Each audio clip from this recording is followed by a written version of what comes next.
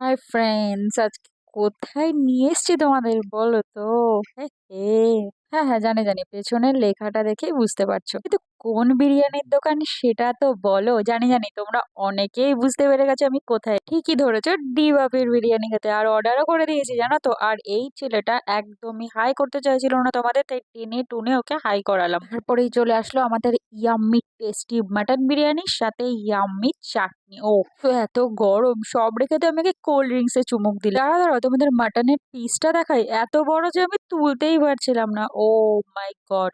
আর এত জুসি ছিল না, ও দেখেই তো আর আলুটা দেখো, যেমন ছিল বড় আর তেমন ছিল গরম, ভাঙতে তো পারছিলাম না। তোমরাই বলো, কোল্ড ড্রিঙ্কস ছাড়া কি বিরিয়ানি জমে বলো? তারপরে আমি খেতে শুরু করে দিলাম।